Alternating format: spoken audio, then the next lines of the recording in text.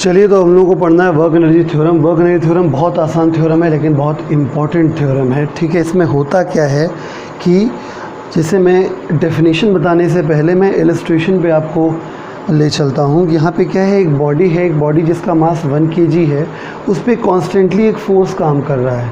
ठीक है, तो जब शुरुआत हुई थी तो बॉडी की जो वेलोसिटी थी वो 5 मीटर पर सेकेंड थी, और कुछ देर तक जब तक ये लगातार फोर्स लगा रहा, ठीक है, और फोर्स उसी सेम डायरेक्शन में लगा रहा, ठीक है, तो कुछ देर बाद उसकी वेलोसिटी 10 मीटर पर सेकेंड है। ठीक है, तो ऐसी सिचुएशन में अगर हमसे कोई पूछ बैठे कि भैया बताओ इस फोर्स ने वर्क कितना किया है, ठीक है, तो अब आपके हाथ पैर फूल जाएंगे। क्यों फूल जाएंगे?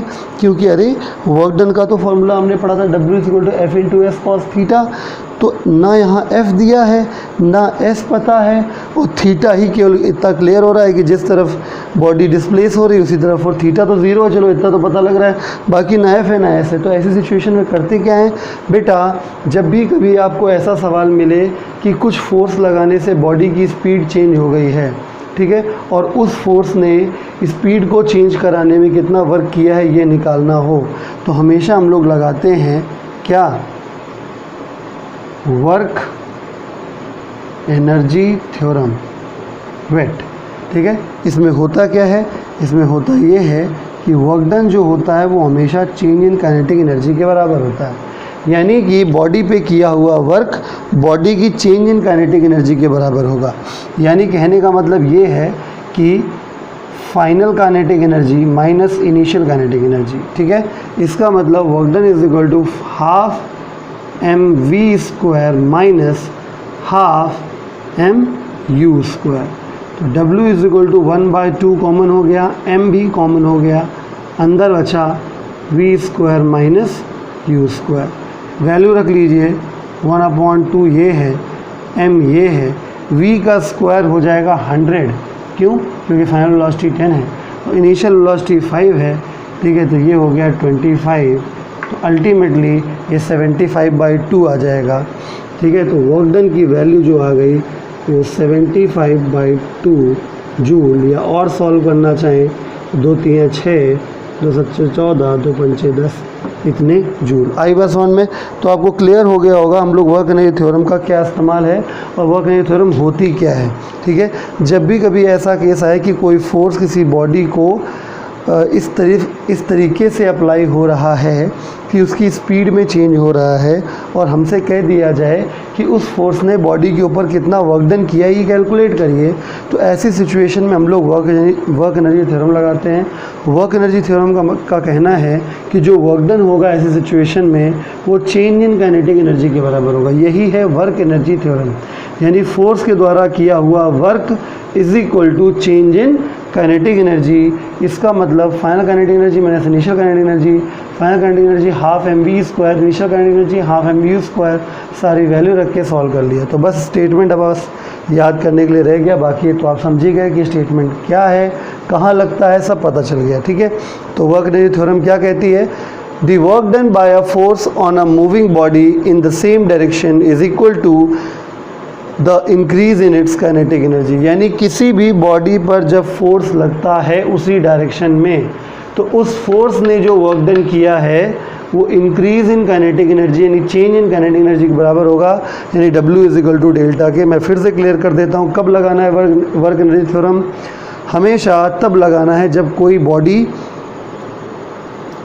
ऐसी हो जिस पे लगातार फोर्स काम कर रहा हो, ठीक है, और लगातार फोर्स काम करने से उसकी स्पीड में चेंजमेंट हुआ हो। तो आपको अगर वर्क डन निकालना होगा तो आप W is equal to Fs cos θ नहीं लगा पाएंगे, क्योंकि नहीं आपको फोर्स की वैल्यू पता है, नहीं S यानी डिस्प्लेसमेंट पता है। ठीक है, ऐसी सिचुएशन में आप हाथ नहीं खड़ा करेंगे, आप सीधे सीधे तुरंत आप दिमाग लगाएंगे कि ऐसी सिचुएशन में सर ने बताया था कि वर्क एनर्जी थ्योरम लगाया जाता है, यानी W is equal to delta K. बाकी आप जानते ही हैं। हम लोगों को पढ़ना है derivation of work energy theorem. तो जैसा कि हम लोग जानते हैं कि वर्क एनर्जी थ्योरम का क्या यूज़ है, कैसे काम करता है, तो वही सिचुएशन मैंने दोबारा बना दी कि m मास की बॉडी है, पहले से u स्पीड से चल रही थी, हमने एक फोर्स अप्लाई करना शुरू किया है। फोर्स अप्लाई करने से एक्सेलरेशन होगा, बनी बात है। फोर्स जब किसी चीज़ के ऊपर लगाते हैं तो उसकी स्पीड बढ़ती है, एक्सेलरेट होती है, तो एक्सेलरेशन होगा और कुछ देर बाद यानी after travelling distance S distance या एस डिस्प्लेसमेंट के बाद उसकी वेलोसिटी कितनी हो जाएगी v। तो जैसा कि हम यहाँ देख पा रहे हैं कि फोर्स और डिस्प्लेसमेंट के बीच का एंगल 0 होगा क्योंकि दोनों ही सेम डायरेक्शन में हैं।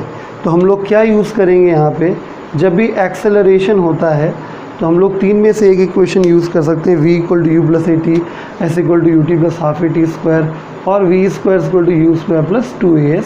तो जिसमें हम लोग ये वाली यूज़ करेंगे, v square equal to you square plus 2as को यूज़ करेंगे। अब हम पूरी इक्वेशन में m से मल्टीप्लाई कर देते हैं, तो ये बन जाएगा m इंटू वी स्क्वायर, एक ही जैसा v बनाइए, m into you square plus 2m into A into S. ठीक है, देखिए बॉडी का मास नहीं चेंज हो रहा है ना, बॉडी का मास पहले भी m था अब भी m है। और ऐसी सिचुएशन में हम बहुत अच्छे से जानते हैं कि अगर बॉडी का मास नहीं चेंज हो रहा है तो F बराबर ma लगाया जा सकता है। अगर बॉडी का मास नहीं चेंज हो रहा है तो F is equal to ma लगाया जा सकता है। तो because m into a is equal to होता है F, therefore mv square minus M U square is equal to 2f into S. ठीक है, 2 को नीचे भेज देते हैं तो आ गया half M V square minus half M U square is equal to F into S. ठीक है, तो एफ इंटू एस क्या होता है, जब थीटा 0 होता है तो उस सिचुएशन में, ठीक है, here theta is equal to 0, that is इस केस में जो वर्क डन होगा वो किसके बराबर होगा, एफ इंटू एस के बराबर होगा, पता होगा आपको। ठीक है भाई, थीटा 0 हो जाएगा तो कॉस 0 की वैल्यू कितनी हो जाती है 1। तो आप डायरेक्टली यूज़ कर सकते हैं कि थीटा 0 होने के केस में F into S equal to W कर सकते हैं। ठीक है, तो माय डियर ये क्या हो गया, this is final kinetic energy, ये क्या हुआ, this is initial kinetic energy, और ये हुआ वर्क डन। तो ये हुआ डेल्टा के इज इक्वल टू डब्ल्यू। अब इसको ऐसे लिख लो चाहे आप ऐसे लिख लो। ठीक है, आपकी सुविधा के लिए मैं एक बार और समझा दे रहा हूँ। मान लीजिए एम मास की बॉडी थी, पहले वो यू स्पीड से चल रही थी, हमने फोर्स अप्लाई करना शुरू किया तो एक्सेलरेशन होने की वजह से कुछ दूरी यानी एस दूरी चलने के बाद उसी बॉडी का मास, जिसका मास सेम है, उसकी वेलोसिटी v हो गई है। तो यहाँ पे जो दिखाई दे रहा है वो ये है कि फोर्स और डिस्प्लेसमेंट सेम डायरेक्शन में है, और थीटा जो इस चैप्टर में हम बार बार बोल रहे हैं वो थीटा वो हमेशा फोर्स और डिस्प्लेसमेंट के बीच का ही होता है। तो फोर्स और डिस्प्लेसमेंट सेम डायरेक्शन में होने की वजह से थीटा 0 हो जाएगा। इस वजह से W is equal to F S cos theta अगर हम लगाते भी हैं तो थीटा की वैल्यू 0 हो जाएगी, कॉस 0 की वैल्यू 1 हो जाएगी। यानी कुल मिला के हम अल्टीमेटली ये मोटा मोटा याद करे बैठे हैं कि थीटा 0 होने पर W बराबर एफ इंटू एस होता है। बात ख़त्म हो गई। ठीक है ना, तो चाहो तो आप इसको फर्स्ट इक्वेशन मान भी सकते हो, यहाँ मेंशन भी कर सकते हो कि फ्रॉम फर्स्ट इक्वेशन। ठीक है, उसके बाद हमने क्या यूज़ किया, using V square equal to you square plus 2as। क्यों, क्योंकि जब भी एक्सेलरेशन मोशन में होगा तो ये इक्वेशंस काम आती है। तो v बराबर यू प्लस ए टी नहीं लग सकता क्योंकि टाइम का जिक्र होगा उसमें, टाइम यहाँ पे है नहीं। S equal to U T plus half A T square भी नहीं लग सकता क्योंकि उसमें भी टाइम चाहिए, यहाँ पे टाइम है नहीं। यहाँ लगेगा क्या, V square equal to you square plus 2as, क्योंकि इसमें टाइम नहीं था तो हमने लगाया V square equal to you square plus 2as, m से मल्टीप्लाई कर दिया, m इंटू ए एफ के बराबर हो जाए। क्यों, क्योंकि बॉडी का मास फिक्स है, याद रखिएगा, काम आएगा फ्यूचर में। ठीक है, अगर किसी बॉडी का मास फिक्स होता है तो f बराबर ma हो जाता है। तो ma की जगह f हो गया, f इंटू एस की जगह w हो जाएगा। बाकी 2 को नीचे भेज देंगे तो half M V square minus half M U square, ये हो गई फाइनल काइनेटिक एनर्जी, ये हो गई इनिशियल काइनेटिक एनर्जी। तो ये चेंज इन काइनेटिक एनर्जी ने डेल्टा के बराबर डब्ल्यू, यानी W is equal to delta के।